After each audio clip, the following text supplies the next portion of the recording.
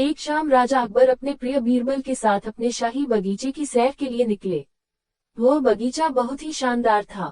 चारों ओर हरियाली ही हरियाली थी और फूलों की भीनी भीनी खुशबू वातावरण को और भी खूबसूरत बना रही थी। ऐसे में राजा को जाने क्या सूझा कि उन्होंने बीरबल से कहा, बीरबल, हमारा मन है कि इस हरे भरे बगीचे में हम हरे घोड़े में बैठकर घूमें। इसलिए मैं तुम्हें आदेश देता हूँ कि तुम 7 दिनों के अंदर हमारे लिए एक हरे घोड़े का इंतजाम करो।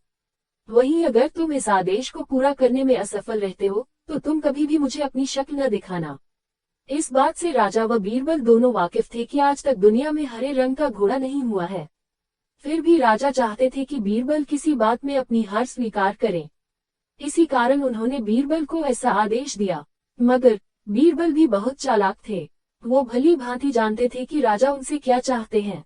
इसलिए वो भी घोड़ा ढूंढने का बहाना बनाकर 7 दिनों तक इधर उधर घूमते रहे। 8वें दिन बीरबल दरबार में राजा के सामने पहुंचे और बोले, महाराज, आपकी आज्ञा के अनुसार मैंने आपके लिए हरे घोड़े का इंतजाम कर लिया है, मगर उसके मालिक की 2 शर्तें हैं। राजा ने उत्सुकता से दोनों शर्तों के बारे में पूछा। तब बीरबल ने जवाब दिया, पहली शर्त यह है कि उस हरे घोड़े को लाने के लिए आपको स्वयं जाना होगा। राजा इस शर्त के लिए तैयार हो गए। फिर उन्होंने दूसरी शर्त के बारे में पूछा। तब बीरबल ने कहा, घोड़े के मालिक की दूसरी शर्त यह है कि आपको घोड़ा लेने जाने के लिए सप्ताह के 7 दिन के अलावा कोई और दिन चुनना होगा।